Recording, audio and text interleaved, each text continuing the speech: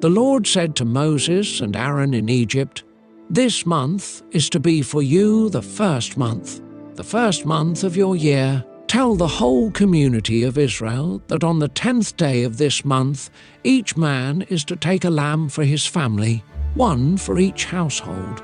If any household is too small for a whole lamb, they must share one with their nearest neighbor, having taken into account the number of people there are.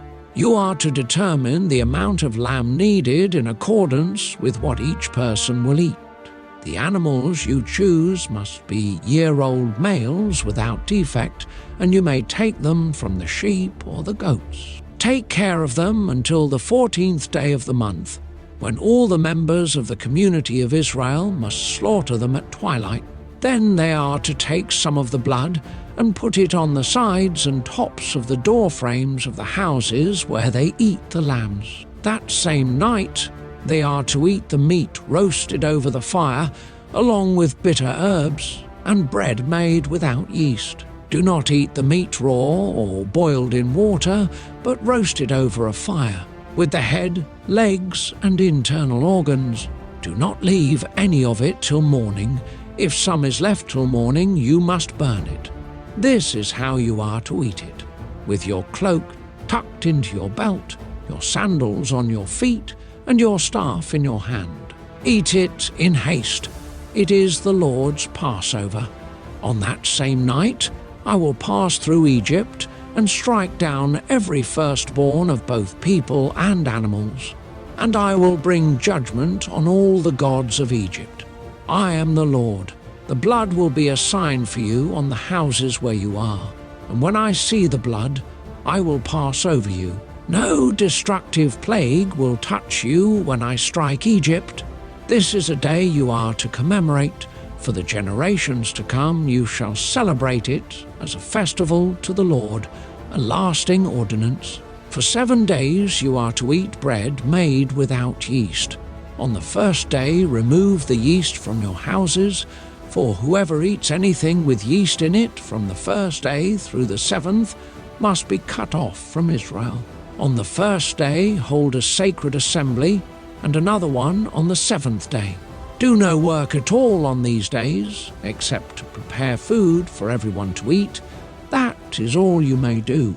Celebrate the festival of unleavened bread, because it was on this very day that I brought your divisions out of Egypt. Celebrate this day as a lasting ordinance for the generations to come. In the first month, you are to eat bread made without yeast, from the evening of the 14th day until the evening of the 21st day.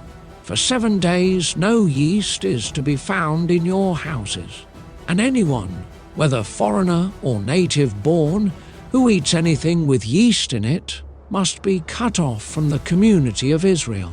Eat nothing made with yeast. Wherever you live, you must eat unleavened bread. Then Moses summoned all the elders of Israel and said to them, "Go at once and select the animals for your families and slaughter the Passover lamb. Take a bunch of hyssop, dip it into the blood in the basin, and put some of the blood on the top and on both sides of the door frame. None of you shall go out of the door of your house until morning. When the Lord goes through the land to strike down the Egyptians, he will see the blood on the top and sides of the doorframe and will pass over that doorway. And he will not permit the destroyer to enter your houses and strike you down. Obey these instructions as a lasting ordinance for you and your descendants. When you enter the land that the Lord will give you as he promised, observe this ceremony. And when your children ask you, 'What does this ceremony mean to you?' then tell them, 'It is the Passover sacrifice to the Lord, who passed over the houses of the Israelites in Egypt and spared our homes when he struck down the Egyptians.' Then the people bowed down and worshipped. The Israelites did just what the Lord commanded.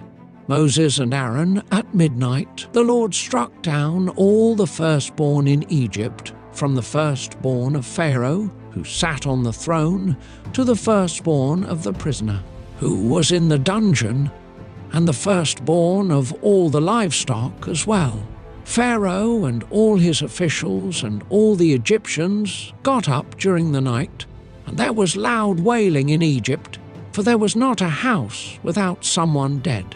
During the night Pharaoh summoned Moses and Aaron and said, "Up, leave my people, you and the Israelites. Go, worship the Lord as you have requested. Take your flocks and herds as you have said, and go, and also bless me." The Egyptians urged the people to hurry and leave the country, "For otherwise," they said, "we will all die." So the people took their dough before the yeast was added and carried it on their shoulders in kneading troughs wrapped in clothing. The Israelites did as Moses instructed and asked the Egyptians for articles of silver and gold and for clothing. The Lord had made the Egyptians favorably disposed toward the people, and they gave them what they asked for, so they plundered the Egyptians. The Israelites journeyed from Ramesses to Succoth. There were about 600,000 men on foot, besides women and children. Many other people went up with them, and also large droves of livestock, both flocks and herds. With the dough the Israelites had brought from Egypt, they baked loaves of unleavened bread. The dough was without yeast, because they had been driven out of Egypt and did not have time to prepare food for themselves. Now the length of time the Israelite people lived in Egypt was 430 years. At the end of the 430 years, to the very day, all the Lord's divisions left Egypt. Because the Lord kept vigil that night to bring them out of Egypt, on this night all the Israelites are to keep vigil to honor the Lord for the generations to come. The Lord said to Moses and Aaron, "These are the regulations for the Passover meal. No foreigner may eat it. Any slave you have bought may eat it after you have circumcised him, but a temporary resident or a hired worker may not eat it. It must be eaten inside the house. Take none of the meat outside the house. Do not break any of the bones. The whole community of Israel must celebrate it. A foreigner residing among you who wants to celebrate the Lord's Passover must have all the males in his household circumcised. Then he may take part like one born in the land. No uncircumcised male may eat it. The same law applies both to the native-born and to the foreigner residing among you." All the Israelites did just what the Lord had commanded Moses and Aaron.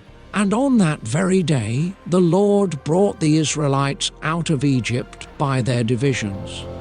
I think it's better to pray.